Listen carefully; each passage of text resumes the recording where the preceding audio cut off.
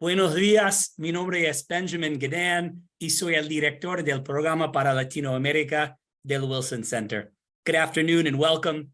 We will be speaking in Spanish this afternoon, but we will upload the English interpretation of this conversation later today. Bienvenidos y muchas gracias por participar en la conversación de hoy. En octubre de este año, se realizarán las elecciones primarias de la Plataforma Unitaria Democrática en Venezuela. La finalidad de estas es definir quién será el candidato presidencial de la coalición opositora para las elecciones generales de 2024. La votación tendrá lugar en el marco de unas condiciones políticas inmensamente difíciles para la muy golpeada oposición democrática. Durante 2 décadas, el partido gobernante de Venezuela ha desmantelado sistemáticamente las instituciones democráticas del país. Las negociaciones celebradas en la Ciudad de México no lograron hasta la fecha crear ni siquiera las condiciones mínimas para la celebración de elecciones libres y justas. Por lo contrario, el espacio político se ha cerrado aún más. En los últimos meses, el líder autoritario, Nicolás Maduro, inhabilitó a una destacada figura de la oposición, María Corina Machado, y anunció planes para sustituir a la cúpula del Consejo Nacional Electoral, incluidos los 2 únicos miembros independientes del órgano de 5 miembros. Hubo un rayo de esperanza este pasado abril, cuando el presidente de Colombia, Gustavo Petro, organizó una cumbre en Bogotá para dar un impulso a las negociaciones moribundas. El viceasesor principal de Seguridad Nacional de los Estados Unidos viajó a Colombia para encabezar la delegación de Estados Unidos. En esa ciudad, él expresa la disposición de Estados Unidos para aliviar sanciones contra el régimen a cambio de mejoras en los derechos humanos y pasos iniciales hacia la redemocratización del país. Lamentablemente, no ha habido ningún seguimiento de alto nivel. Por ahora, la solidez del régimen de Maduro dificulta la posibilidad de una transición a un sistema democrático. No obstante, la oposición está decidida a participar en las elecciones del año próximo, con la esperanza de que la contienda le brinde la oportunidad de volver a conectar con los votantes, movilizar apoyos y articular soluciones a los profundos problemas económicos y humanitarios del país. Estos problemas no se deben subestimar. Venezuela es un país del que más de 7 millones de personas han huido, buscando protección y una vida mejor. Esta crisis se ha prolongado por tanto tiempo que hay una especie de Venezuela fatigue, la percepción de que hay una falta de ideas nuevas para luchar contra la represión y la destrucción del medio ambiente, para liberar a los presos políticos y para otorgar asistencia humanitaria a los que no tienen acceso a alimentos y medicamentos. Sin embargo, la comunidad internacional tiene la obligación de apoyar a esta valiente oposición que busca posicionarse como una alternativa y preservar al menos una mínima posibilidad de reconstruir una sociedad libre y próspera, garantizando un lugar tanto para chavistas como para los que promueven otra visión para el país. Vale la pena seguir con estos esfuerzos políticos. Recordemos que el año pasado un candidato de la oposición ganó la elección para la gobernación de Barinas, el estado natal de Hugo Chávez. Por esto, es un placer, en nombre del Wilson Center, contar con la presencia de uno de los actores más relevantes para la política opositora en Venezuela y su relación con la comunidad internacional, Henrique Capriles. Aunque ha sido excluido formalmente de las elecciones, resultado de un proceso plenamente arbitrario, esta será la 3ª vez que Capriles se postula para la presidencia del país. Él es un abogado exdiputado, expresidente de la Cámara de Diputados y uno de los fundadores del partido Primero Justicia. Antes de darle la palabra a Henrique, quien nos recibe desde Caracas, me gustaría invitarlos a participar de esta conversación. Pueden hacer preguntas utilizando la opción de Q&A en la página web del Wilson Center, justo debajo del video. Por último, me gustaría otra vez agradecer a todos su presencia el día de hoy. Henrique, bienvenido y muchas gracias. Muchas gracias. Perdón que estoy aquí tratando de mejorar mi internet. Ningún problema y le escucho Deme bien. un momento porque estoy cambiando de red. Está bien. Le escuchamos bien, pero le esperamos.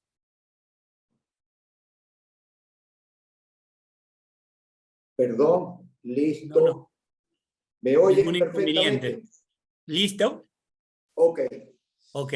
Bueno, muchas gracias, Benjamin, y al Wilson Center por estos minutos. Estoy efectivamente en Caracas, estoy en el terreno, en Venezuela. Estoy llegando de recorrer algunos de los estados de mi país. Estuve precisamente en el estado de Barinas el día lunes. Hoy miércoles, bueno, estoy en Caracas y sigo el día de mañana a seguir recorriendo Venezuela. Yo creo que es muy importante que quienes están en Washington recuerden la situación económica que estamos atravesando los venezolanos. That Venezuelans are currently going through. Venezuela today on Wednesday at the beginning of August 2023, we are dealing with a currency that loses value on a daily basis. All consumption is based on dollars. We usually tend to purchase things with dollars, not with bolívares. And when we see the exchange rate now in Venezuela, we can see that a Venezuelan worker who is earning minimum wage is earning less than $4 a month. Pensions, people who benefit from pensions, there we're talking about over 5 million Venezuelans. They receive on a monthly basis less than $4 US. It's impossible to live off of $4 a month. No person on earth can live the way they should with $4 a month. And that's the living conditions that millions of Venezuelans go through. If we take a look at inflation currently, or the taxes that hit the poorest people hardest, inflation in the last 12 months has been of over 400%. We have the highest inflation rate in the world, and in spite of that, which is like I said, of over 400%, our salaries and pensions have not been adjusted, have not been increased since March 2022. What do I want to say with all of this? That the economic and social conditions in Venezuela are still very difficult, and all of the communications efforts made by the Maduro regime in terms of selling to the international community the situation and economic investments in terms of fostering oil production, etc. Today, according to official figures, production is at over 800,000 barrels a day, but the efforts that the Maduro regime wants to communicate towards the outside and internally in terms of Venezuela recovering and that Venezuelans today are in the best of conditions are not true. And everything that we do in Venezuela I believe that we can do so many things politically speaking, but everything that we do for Venezuela, we must never forget the economic and social conditions of Venezuelans. I would not want to open up a debate in terms of whether the politics and policies towards Venezuela from the United States in the last few years were the correct ones or not to be undertaken. I think that we need to look towards the future. What can Venezuelans do? What can the international community do?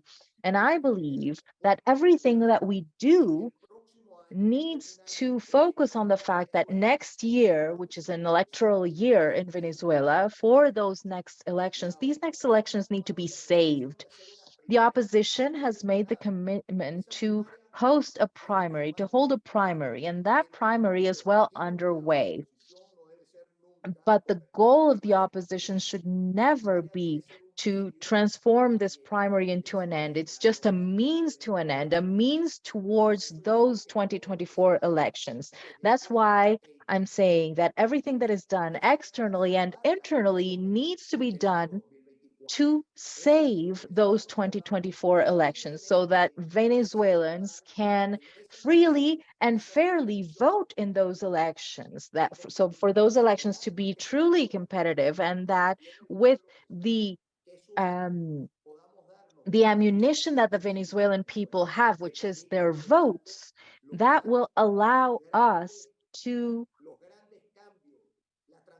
achieve the great changes and the great transformation that Venezuela needs to go through to recover Venezuelans' lives and rebuild the nation.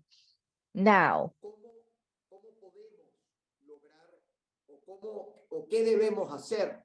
what must we do so that those 2024 elections can be held in a competitive manner? First, we must never step out of the electoral scenario, meaning that, yes, these primary elections are very important. You all know this, but the primary must never be, nor is it the space to select a new leader within the opposition. The opposition is made up of several political parties. The opposition is even larger than that group used to be, so that today we can use that unity platform. We must remember that this platform is an important space for these parties, but it's not made up of the entire opposition. It's so much larger than that platform. This platform was responsible for creating a primary commission and for working on this first primary process.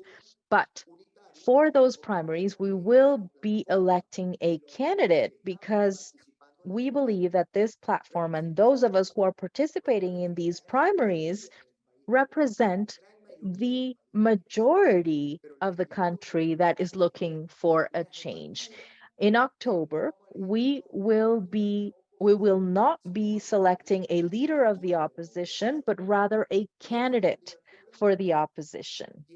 And that candidacy must be strengthened with those October elections, meaning that on October 22, with more participation and more commitment towards 2024, I am convinced that that candidacy will be strengthened. But I'd like to repeat this. On October 22nd, we will be selecting a candidate for the opposition, a candidate that afterwards will step out and unite the entire opposition and all of the factors that might not feel really involved. Now, Maduro's regime is also a player here. They are also playing on division. They will also be playing this game. We don't know if the regime will make a decision regarding these primaries or try to set up challenges or obstacles that we might not envision in our horizons currently. I'm sure that they will at some point, because we are not facing a democratic government. Venezuelans lost their democracy, and that's what we wish to recover. That's what we want to get back. But we have the task at hand of getting that democracy back through elections. We're facing a dictatorship through elections, and probably the rules set up for those elections will be unequal. They will be favorable for the Maduro regime. However, we do believe, and there are many examples throughout history in terms of how authoritarian regimes or dictatorships are have lost electoral processes, and we managed to open up our doors towards democracy. And that's what we're hoping for Venezuelans. Now, Maduro's regime uses, as I was saying, Benjamin, I am one of the inhabilitated or canceled candidates based on unjust and unconstitutional even rules. I went to the Inter-American Commission on Human Rights. We must remember that they are the ones who made a decision in terms of Petro in Colombia, and Colombia addressed that decision and followed through. Currently, Maduro's regime has not made any announcement, and I have still been inhabilitated to participate in these elections. This is a political act on behalf of the Maduro regime, because through all Venezuelan institutions he uses politically for these purposes. And I am not the only one who is in this position. In this primary, there are two other candidates that are going through the same thing. And today, we ask ourselves, what are we going to do in the face of these inhabilitations? What are we going to do in the face of institutional control and abuse from the Maduro regime? And my answer would be a very simple one. We need to be even more united than before. Everything that we do, we need to do it together. And everything that the Maduro regime might do has to become, for us, all of these attacks and actions, our response, our answer should be more vote, more participation, meaning more unity, more votes.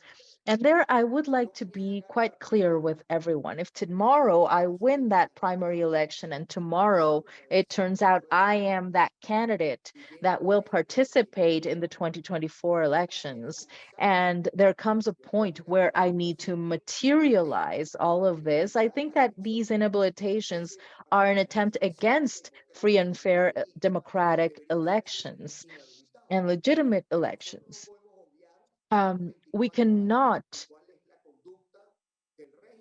just base our assumptions on these last 24 years, because we're not talking about a democratic regime, so we don't know what they're going to do. It's quite possible that these inhabilitations will be eliminated, but they might not, and we must be transparent not only with ourselves but with the international community, not for them to participate, but for them to rather have a firm and robust position. And so we ask the international community that regardless of what happens, they should support that path towards elections, that under no circumstances the opposition can be eliminated from their participation in these elections. Just recently, we were talking about this. We won an electoral process recently in spite of all of the actions. And today, the governor of a specific state is, a part of the a democratic party. Like I said, we need to be very transparent towards the outside and domestically speaking. We need these inhabilitations to be withdrawn, but there hasn't been any process of agreement between the international community and Maduro's regime or anything like that, because Maduro wants to remain in power. Maduro will not be signing an agreement that would concede anything.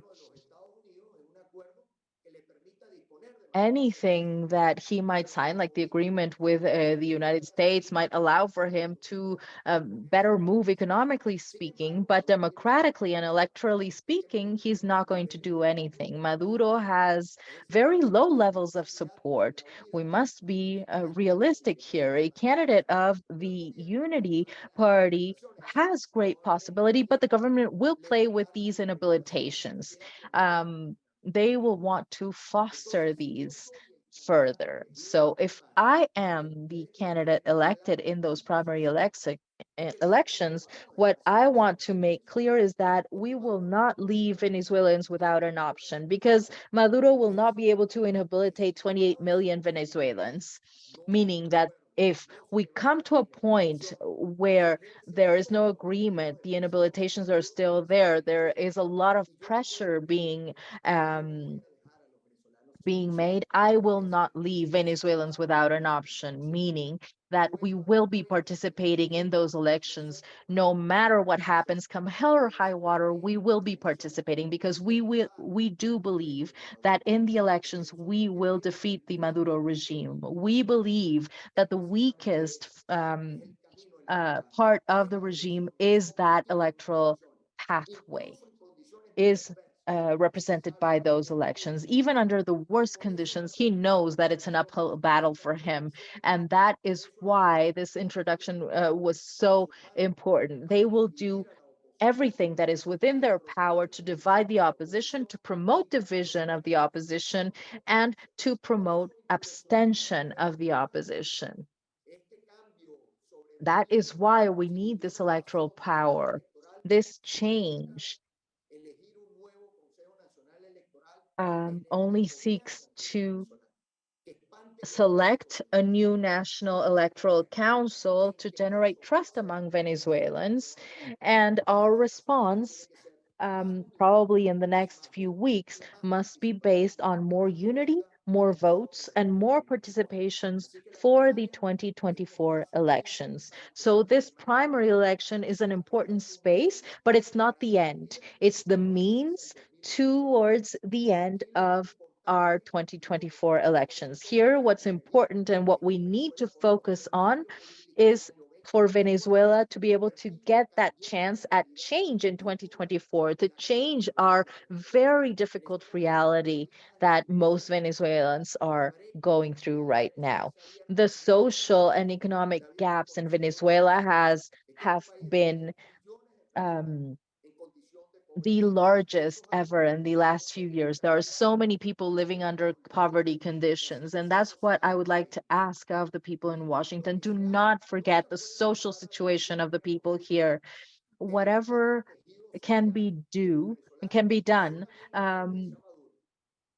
will only favor Maduro. That's why it's a false dilemma of generating obstacles in terms of the Venezuelan economy that will cause a breakage, internally speaking, that will generate a social unrest and a breaking of the military forces that will only cause Maduro to step out. Maduro is not the one without food. Maduro is not the one without resources. As the social fabric weakens, we strengthen the Maduro regime, because he will always have his alliance, his partnership with the bad guys, with he will always have resources to generate more dependency and more problems for the majority of the country. And as we say here in Venezuela, there are people saying, okay, nobody could think that a lunchbox could be the salvation of the country. But when there's hunger, when the economic situation is so dire, that lunchbox for one person could be salvation at that moment. So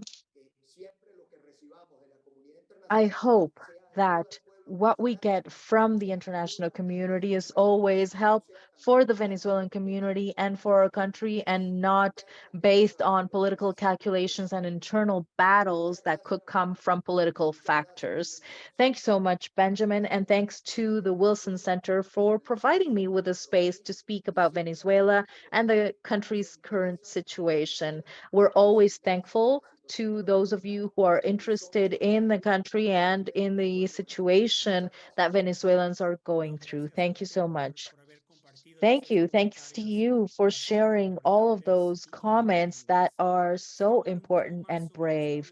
I'd like to delve deeper on the Barinas state, and think about the learnings from the last regional elections.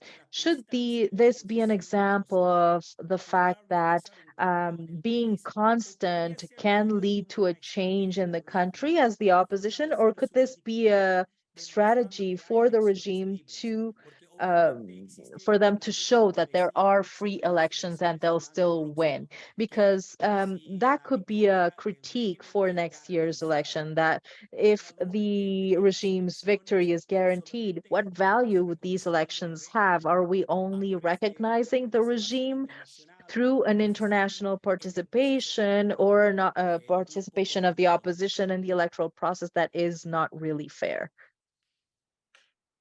Yo creo, Benjamín, que lo que fue el caso Varina está I think, absolutamente Benjamin, that the Barinas case is very current for the Venezuelan opposition. I think that as we seek that wanted change for 2024, in Barinas, we had, after having won the elections, Maduro's regime used the courts to say that the opposition had won, but that the winner was inhabilitated. And the response was to summon new elections for January 9th of 2022, I believe. In Venezuela, the month of December is a very curious month because, in spite of the economic and social difficulties that we go through in our country, most Venezuelans are with their families those days. For New Year's, the first days of January, a there's not much activity. There's no academic activity. There's no schools. Um, People tend to take time off work. So that's an important factor to consider. And Maduro's regime, knowing that, summoned elections for January 9th. Now, the opposition showed a lot of maturity there. The winner of the elections, which on top of everything is part of, as a member of a party that had policies that weren't necessarily in favor of those second elections, the winner said, you know what, we have to participate in those January 9th elections. We can no longer afford to abstain any further. And so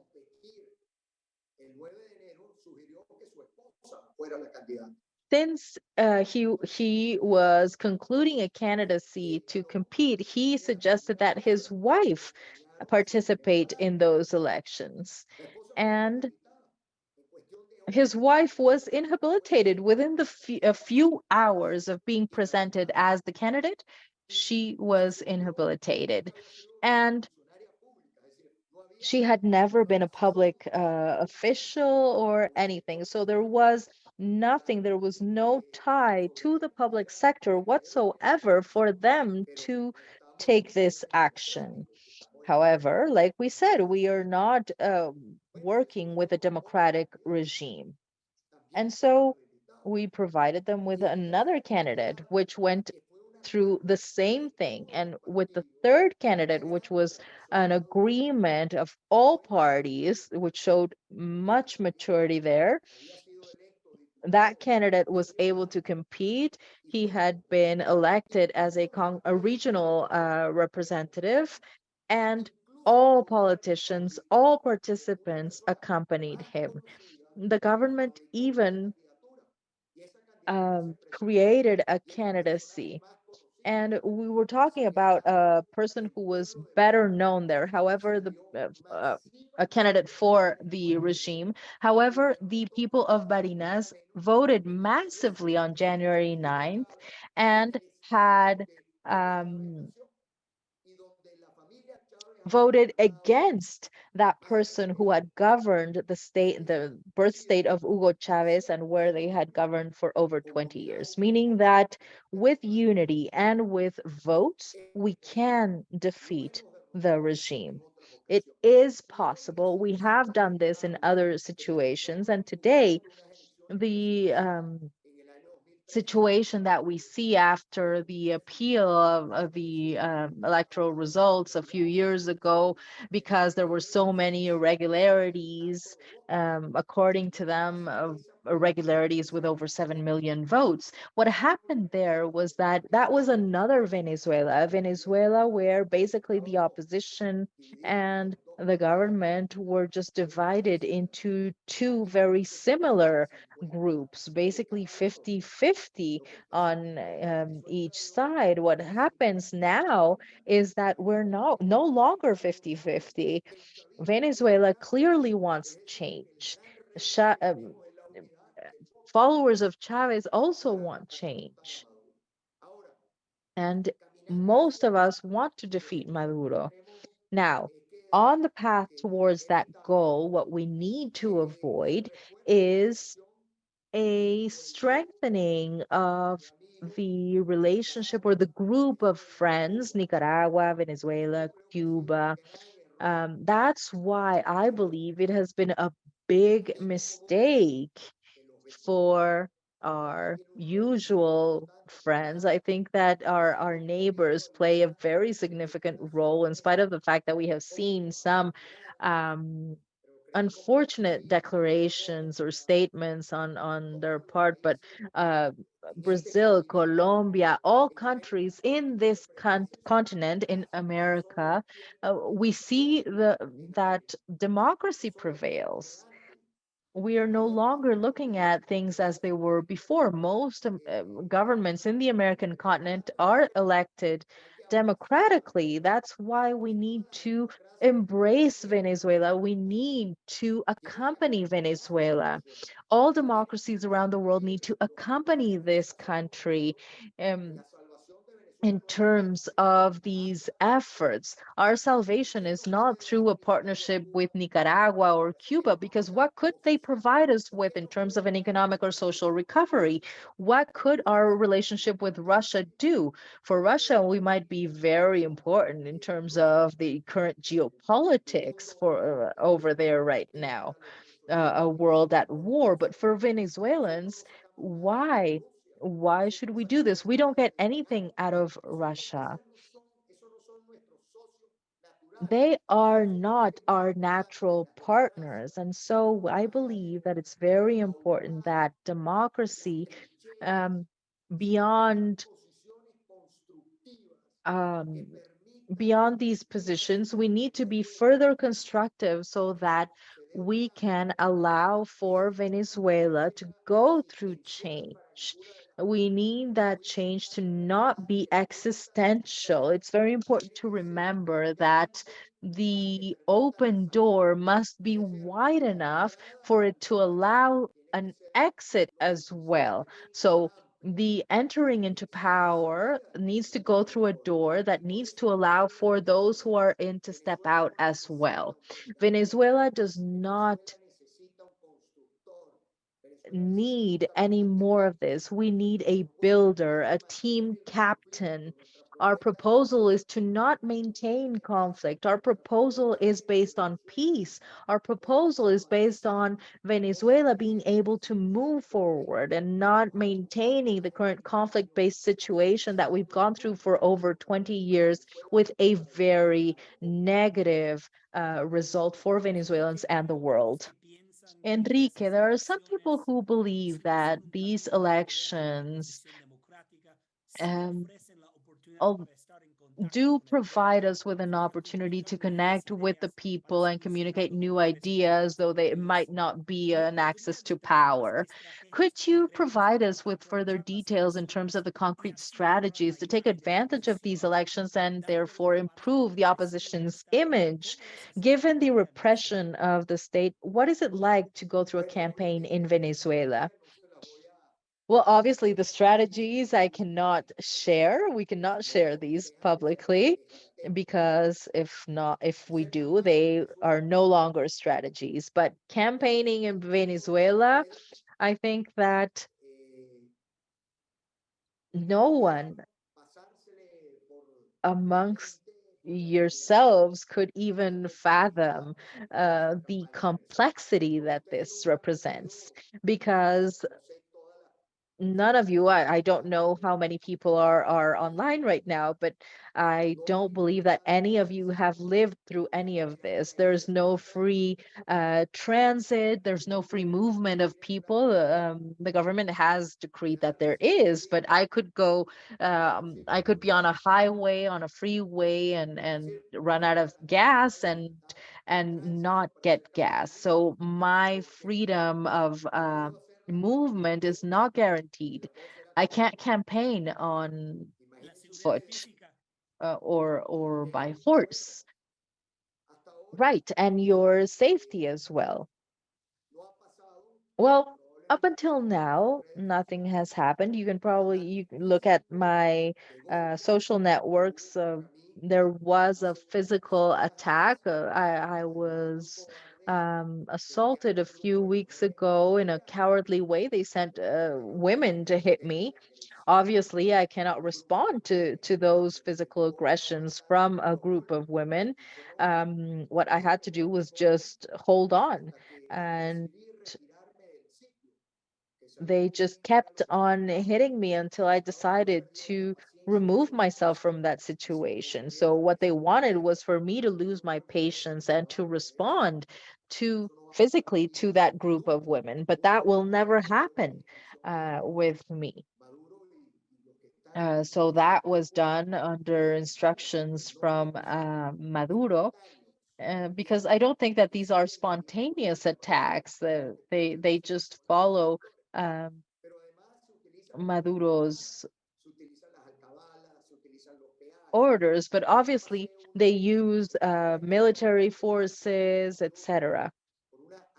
And just yesterday, I went through an alcabala of the National Guard, and the only thing that they wanted to do was photograph the vehicle that I was traveling in, and just to make sure that I was in it so that I could just keep going. But obviously, an opposition that is running out of gas in its in the tanks and is doing everything that they can. We don't use state um, planes or infrastructure or state institutions to campaign. That's what we're facing. So again, in the face of that, more unity, more participation, and more voting. We never throw in the towel. We need this needs to be our strength. This needs to lead us to keep going stronger so that we can defeat the regime in 2024 with more votes, so that all this feeling of rage and frustration that the Venezuelan people feel can be translated into massive voting in 2024. I am sure, I am convinced that we can do it. And knowing Maduro, what he fears the most is an organized society, an organized people who will vote in 2024.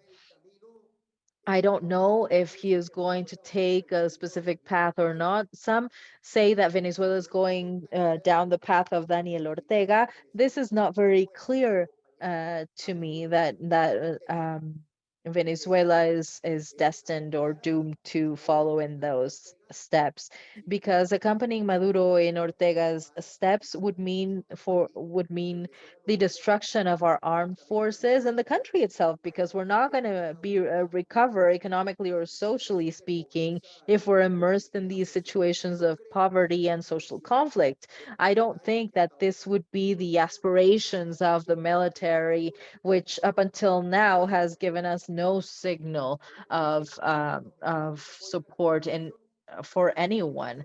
We just ask them, we don't want them to support us. We just want them to um, support democracy. We've never thought that the military aspect is the solution. We believe that we just have one role: to defend the constitution, defend sovereignty, and bet on the progress of Venezuela, because that can also be translated into their own progress as well.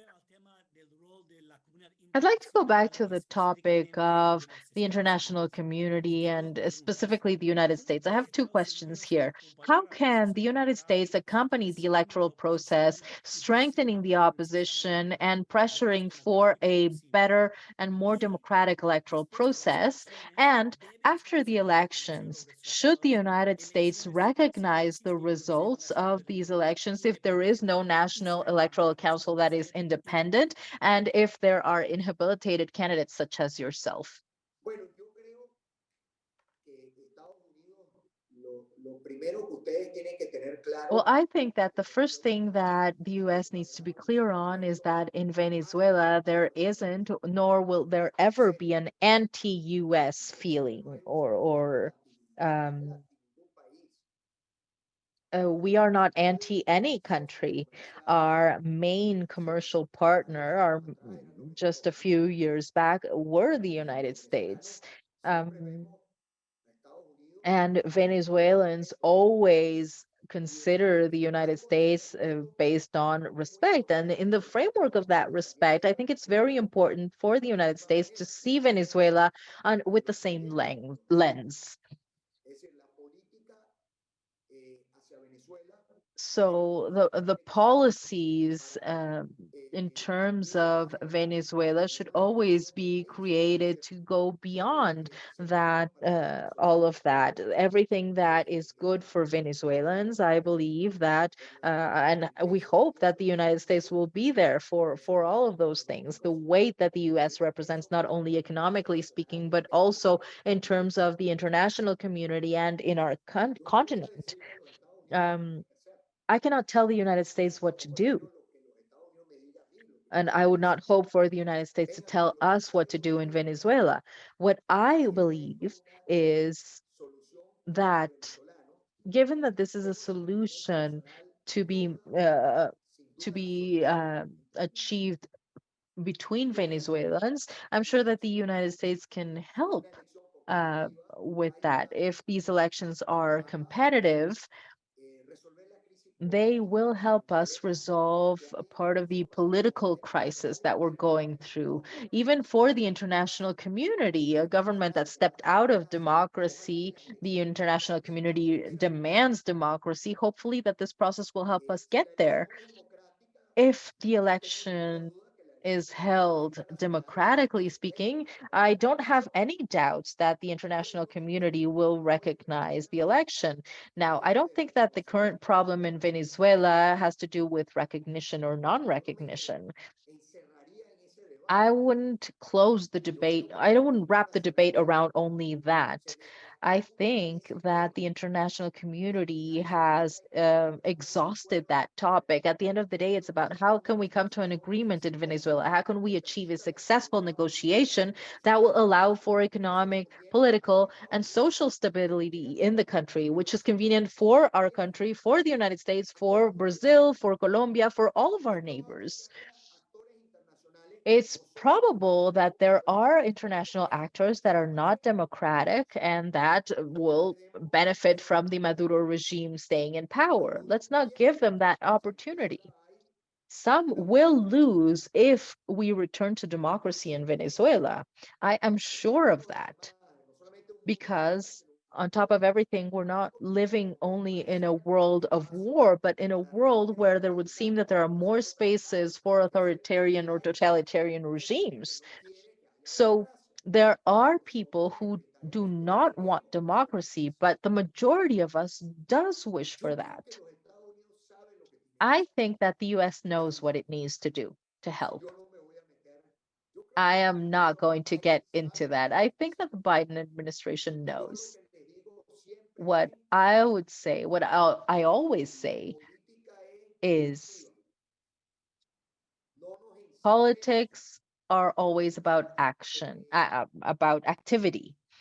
And let's not close our minds to just the fact that something might be possible or not, because we could end up in a vicious cycle of elections, right? And myself, Benjamin, I don't vote in the United States. I can't vote for one party or the other, so it's not my place. And let's not use Venezuela to have positions of confrontation between the two US parties, for example. This has been something that is recurring, but we should just work towards those 2024 elections. You don't need to remind us that the Maduro regime is not a democratic one. We know this. So what are we going to do about it? And I think that that's where the big challenge lies. We know that for the Maduro regime, it would be very important to change their relationship with the US government. There are calculations not only based on economic interests, it would be about Venezuela going back to democracy, going back to participating with its neighbors, and leaving this phase behind us, this non-democratic era behind. And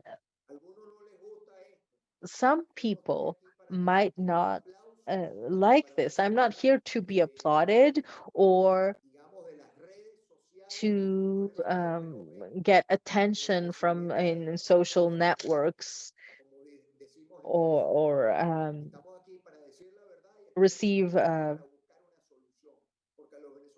approval. We're here to look for a solution because that's what we're interested in resolving. I understand your position in terms of the US politics and policies. But you've also just said that the US needs to do whatever is possible to guarantee fair and free elections in Venezuela. So my question is, do you believe that the US and the Biden administration should negotiate directly with the regime to achieve just that?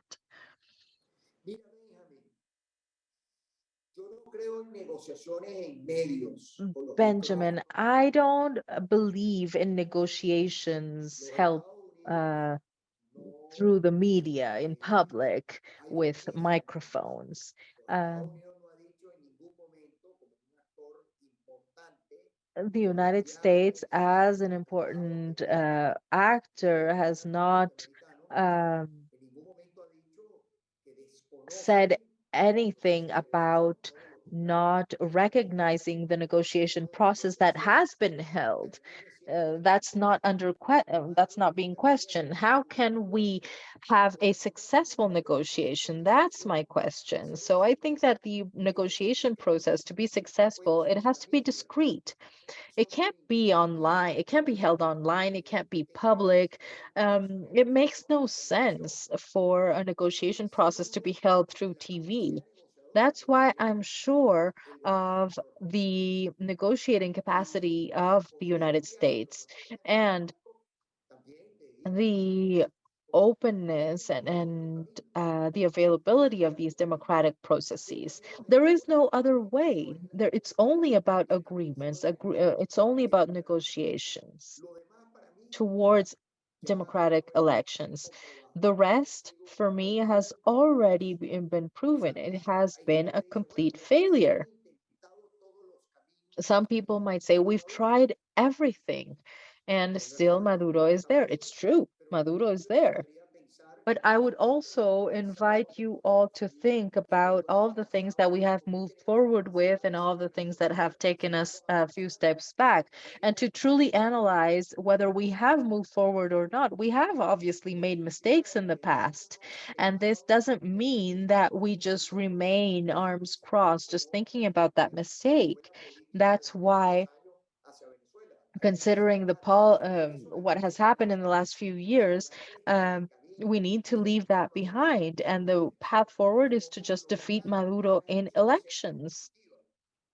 What can we do to make those elections become a political fact that will allow for Venezuelans to think, yes, we are moving towards a transition and we're going to take this step by step to get our democracy back. But this also means that we need to sacrifice a few things and that we need to address some issues. I don't know of any transition towards a democracy that didn't need any issues addressed. And we cannot consider the extremes either. Extremes are very noisy here and everywhere else. If you step into a bus and there are 2 or 3 people screaming, but another bus goes by and it's full of passengers and nobody is saying anything, you'll probably think that the bus where people were screaming is the majority because they're making more noise. It's not about getting on the good side or bad side of someone. It's just about thinking of Venezuela, considering its well-being and thinking about the solutions for Venezuelans. It's not about thinking individually, and that's where these things come in. I am not a messiah or the last drop of water in a desert. I am a Venezuelan who is committed to this process, committed to the recovery of democracy in Venezuela, and with responsibility. If I can help to get us towards that goal, then I will be there. If we believe that there's someone else who can help us get there faster or better, then I'll be there as well, because it's not about me, it's about Venezuela gaining its democracy back. It's not about turning these future processes into individual agendas, because I think that these are doomed to fail. Enrique, we just have time for one more question. I have a very relevant question from the audience in terms of the democratic transition and the sacrifices necessary for those transitions. They might be slow, but they will lead the people towards a new era. So the question is as follows. We know that the government has many incentives to remain in power. Have you held conversations within the opposition in terms of what kinds of guarantees you can provide the people with? Some type of transitional justice or sharing power? And also in terms of sanctions imposed by the United States. For me, this is a very significant topic as well, because for me, I think that we need to recognize that the transition will not be complete, will not be total, will not be completed in the next few months or year. So what more pragmatic or reasonable elements could we consider and could we envision short and medium term? Very interesting question, Benjamin, and to our audience. I'll give you one example, the Chilean transition. Pinochet was defeated in a process.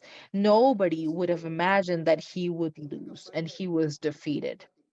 It was a very curious campaign, because it was a campaign based on joyousness. They invited people to dream. Um, and one would imagine that no is always something negative, and they turned a no into something positive, what that would represent for Chileans in terms of a victory against Pinochet. After he lost that process, then the good stuff came in. That's when the negotiation process came.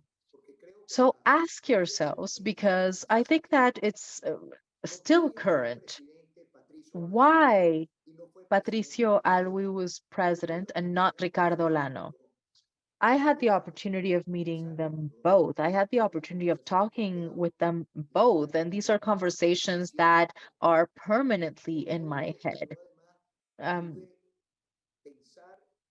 Considering everything that I was able to analyze about my country, Venezuela doesn't need one of those characters. We must understand that Venezuela is a part of this new process.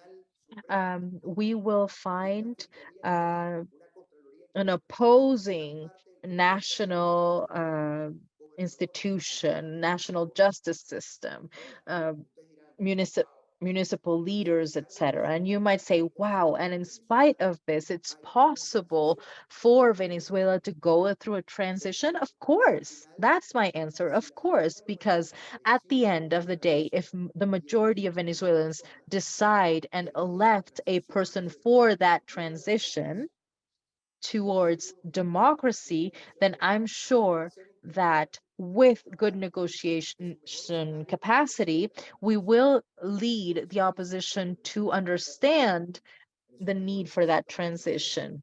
That's why and I insist on the fact that we don't need an avenger, we need a great negotiator. That's why I repeat, I am not a messiah. That's not the purpose of my being here. There is no messiah. There's no last coke of the desert, as we say in Spanish. We need to have great commitment to unity, participate in a pact for a reconstruction of the country, a great government for the majority that will lead the system to think and bet on that recovery and reconstruction. Politics are like this. One day you're on top, one day you're not. So the recovery will be better because we can't turn the 2024 elections into something that will just silence the voices of those followers of the Maduro regime. Meaning, we need to come to an agreement, we need to negotiate, and we need to stabilize Venezuela, because in a country where we pay our workers $3 a month, then one might think that Venezuelans' patience is infinite, but I don't believe that. I think that it will end, and we want to rebuild our country the best way possible. And when it comes to the international community, I'm sure that they're very interested in Venezuelans' recovery as well. So once again, it's been a pleasure to meet with you. Thanks to the Wilson Center, I'd like to encourage you to keep an eye on these situations, because it's something that's occurring in the American continent that is very important. And we must not forget the United States either. We are your brothers and sisters in down south, and nobody here has any anti-American feelings. We have always seen the US with respect and based on friendship. And I know that you have received many Venezuelans in your country, and many Venezuelans have the opportunity of working over there and helping their families back here in Venezuela. We will never forget that geography, the history of that friendship, the relationship of my country with the entire region. The Wilson Center is committed to maintaining and strengthening those relations. We thank you for your participation, for your bravery, and we want to contribute to those processes and that path towards a more democratic, a free, and more prosperous Venezuela. Thank you so much. Thank you so much. It's been a pleasure. We'll be in touch.